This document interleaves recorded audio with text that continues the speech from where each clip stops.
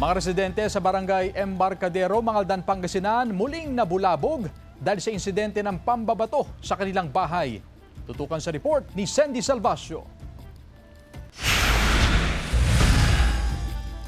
Pinagbabato na naman ng mga hindi pa matukoy na sospek ang mga bahay ng mga residente sa Sitio Riverside, Barangay Embarcadero, Mangaldan, Pangasinan.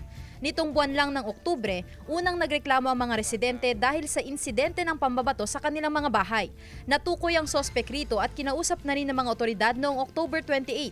Pero pagkaraan ng ilang araw, muli na namang pinagbabato ang kanilang mga bahay. Pupuring po kasi sa pagtulog namin kasi pag nakaano na po kami, bigla pong may lumalagabog, kaya nakakaano rin po kasi nakakaano po sa pagtulog talaga. Sa videong ito, maririnig ang pagbagsak ng mga bato sa bubong ng mga bahay. Ang salamin ng bintanang ito basag dahil sa pambabato. Galit din ang naramdaman ni Nanay Shirley dahil natamaan ng bato ang 16 anyos na anak niya.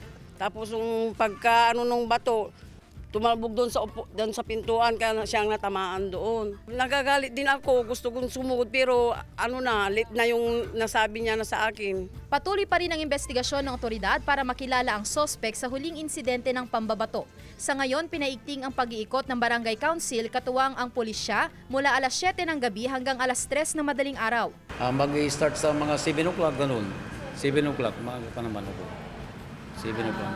Kung minsan, aabot ng pangalawang pambato hanggang 3, hanggang 4. Aabot ng mga 10 o'clock, ganun.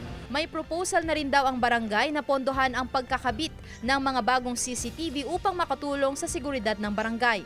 Kasama si Jing Dakanay, Sandy Salvacio, One North, Central Luzon.